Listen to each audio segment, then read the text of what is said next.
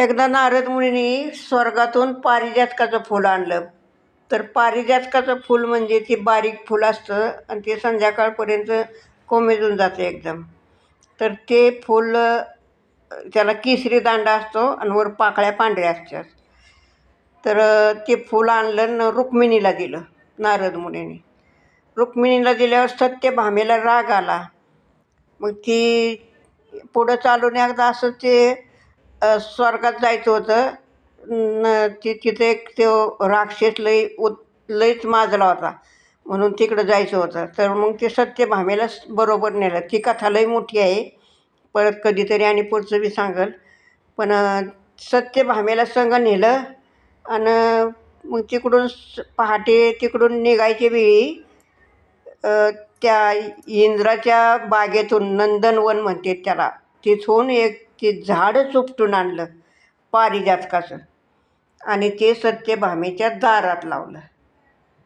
सत्यभामेच्या दारात लावलं. पाणी ती घालायची त्या झाडाला आणि फुलं रुक्मिणीच्या दारात पडायची.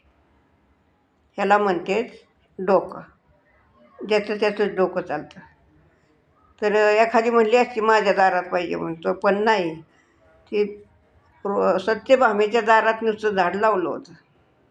बघा मग ह्याच्यासाठी सगळं ते. आणि ते तिकडून ते स्वर्गात गेले होते का नाही, तर त्या दिवशी होती चतुर्थी.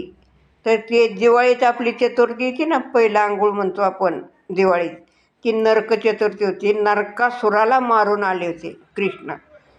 तर त्याला मारायसाठी सत्यभामेला बरोबर नेलं होतं. ती कथा लई दांडगी आहे मोठी. त्या सत्यभामेला पुढं केलं होतं युद्ध करताना. तिच्या हातात ताकद होती, त्याला बी लई महत्त्व आहे. तर ते असं ते हे आहे. तर असं थोडं थोडं काहीतरी मी आपलं ते जे वाचलेलं आहे, ऐकलेलं आहे. मला वाचायचा जास्त हे आहे, वाचायला येतं मला, पण लिहिता येत नाही. तुम्ही म्हणता ना ह्या जी एवढं सगळं सांगते हे करते, तर मला ते वाचता येतं. ग्रंथ ते सगळं मी वाचते, पण मला ते लिहिता येत नाही अजिबात. तर ते तुम्हाला सांगितलं तेवढंच मी, की ते फूल नारदाने आणून दिलं, पण झाड लावलं कणी आणून सत्यभामेच्या दारात.